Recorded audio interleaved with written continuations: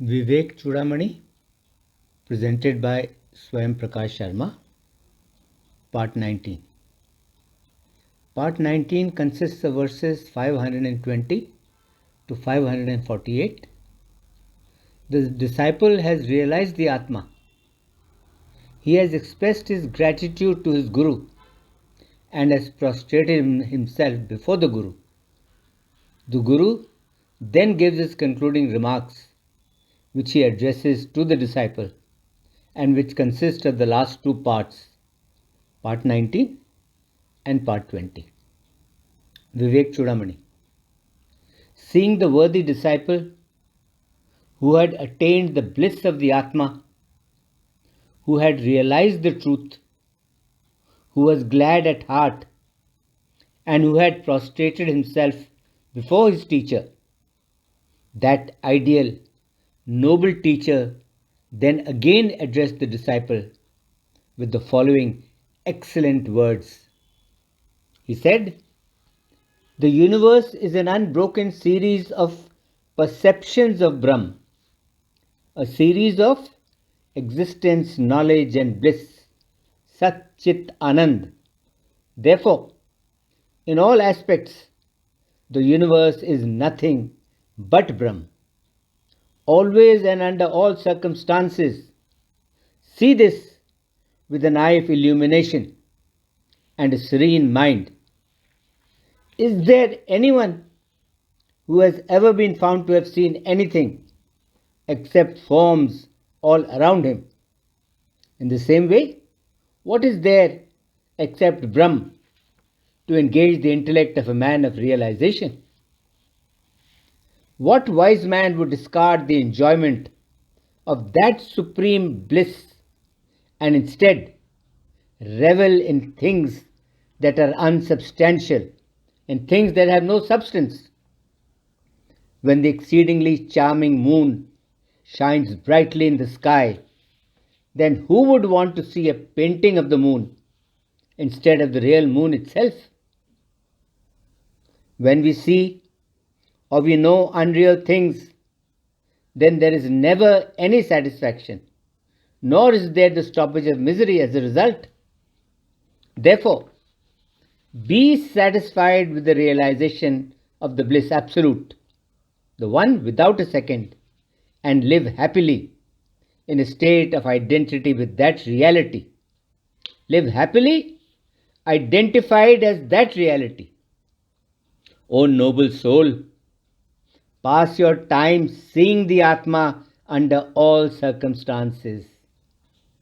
Pass your time thinking of the Atma, the one without a second, and pass your time enjoying the bliss of the Atma.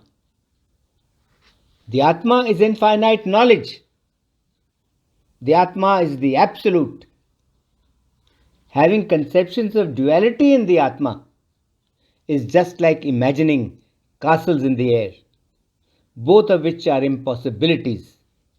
Therefore, always identify yourself with the bliss absolute, the one without a second, and thereby attain supreme peace and remain quiet and tranquil like the universal witness.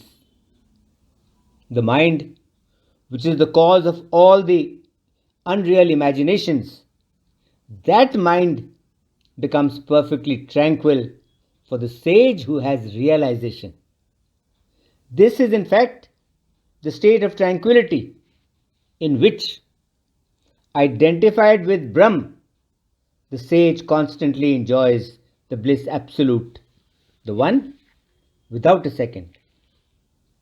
To the man who has realized his own nature and who drinks the undiluted, the pure bliss of the Atma, there is nothing more exhilarating than the tranquility that comes from a state of desirelessness.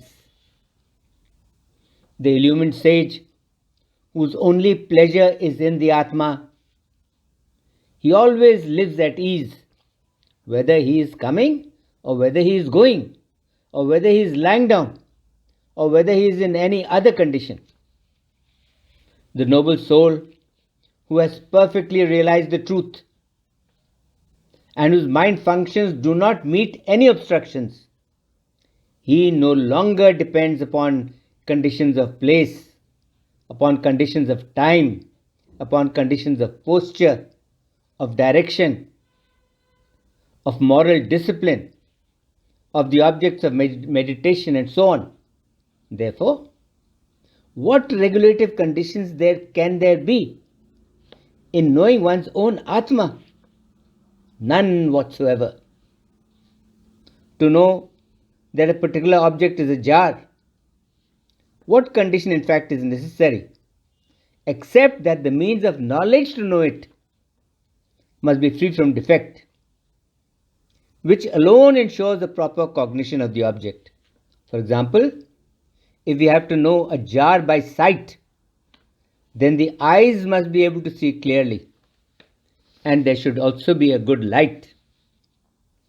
So this Atma, which is an eternal truth, this Atma manifests itself as soon as the right means of knowledge, which in this case is realization, when that realization is present. And this does not depend upon either place or time or internal purity. The Atma manifests itself only and only when realization takes place, and it does not depend on time, place, and the like. The consciousness of a person, that is someone called Devdat, is independent of circumstances. He is Devdat under all circumstances. Similar is the case with the realization of the knower of Brahm, that he is Brahm under all circumstances.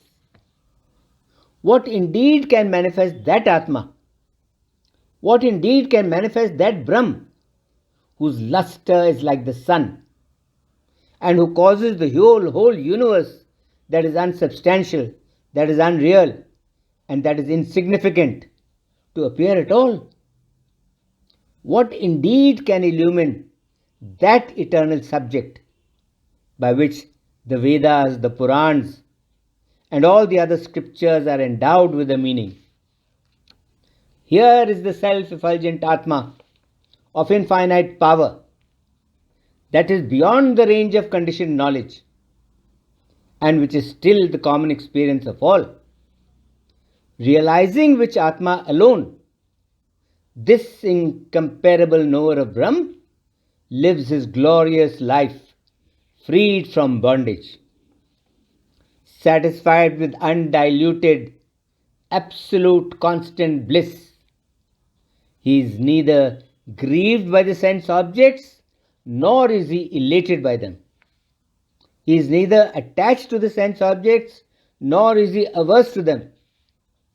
Without any restraint whatsoever, he enjoys with the Atma, and he takes pleasure in the Atma. Forgetting hunger and bodily pains, a child plays with its toys. In exactly the same way, the man of realization takes pleasure in the reality that is Brahm, without the ideas of I and mine, and is always happy. Men of realization get their food by begging without any anxiety or humiliation. They drink their water directly from the rivers. They live freely and independently. They sleep anywhere without any fear, whether it be a cremation ground or the forest. Their clothing may be the directions themselves, meaning they could be without clothes, which would need no washing or cleaning, or their clothes may be the bark of a tree or the like. The earth is their bed. They roam about in the arena of the Vedanta. They walk on the path of the Upanishads, while their pastime is in the supreme Brahm. The knower of the Atma does not wear any outward distinguishing mark. He is unattached to external things. He rests on his body without identifying with it. He experiences all sorts of sense objects as they come to him directly or as they come to him through the wishes of others, all of which he experiences like a child. He is established in the spiritual plane of absolute knowledge.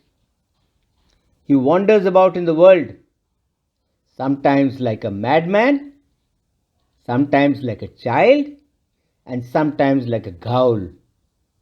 Sometimes he has no clothes on his body except the four quarters.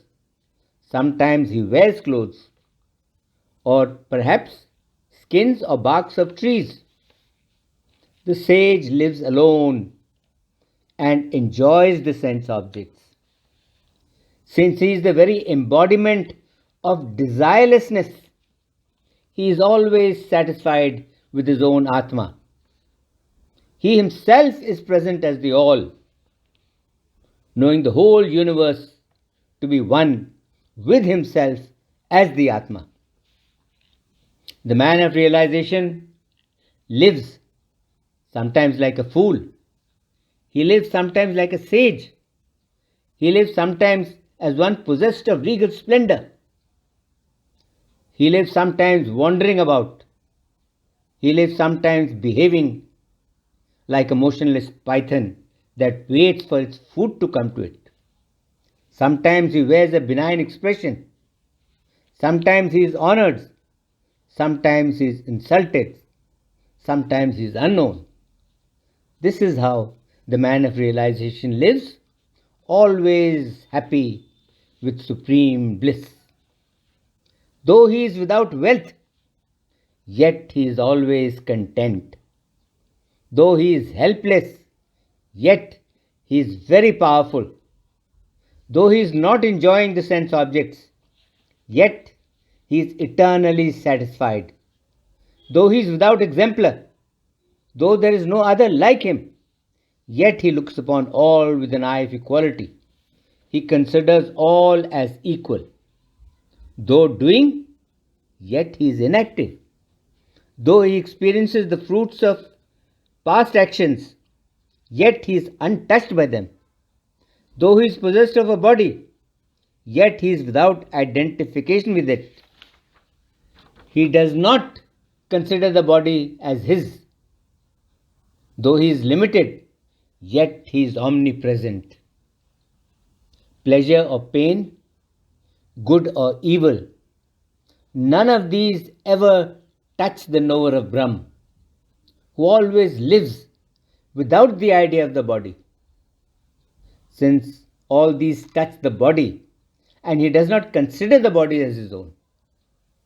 Pleasure or pain, good or evil, all these only affect the person who has connections with the gross body and the like, and who identifies with them, considers them as belonging to him. So how can good or evil or their effects touch the sage who has identified himself with the reality that is Brahm and who has thereby shattered his bondage? During a solar eclipse, the sun appears to be swallowed by Rahu, though it is not actually swallowed by Rahu. It is said to be swallowed on account of delusion by people who do not know the real nature of the sun, which is a mass of light. Similarly, ignorant people also look upon the knower of Brahm, who is wholly rid of all bondages of the body and the like, as being possessed of the body, as having a body, by seeing but an appearance of it. Yes, ignorant people also look upon the knower of Brahm, who is wholly rid of all the bondages of the body and the like, as being possessed of a body, as having a body, by seeing but an appearance of it. This concludes part 19 of Vivek Chudamani. Om Shanti, Shanti, Shanti. Om.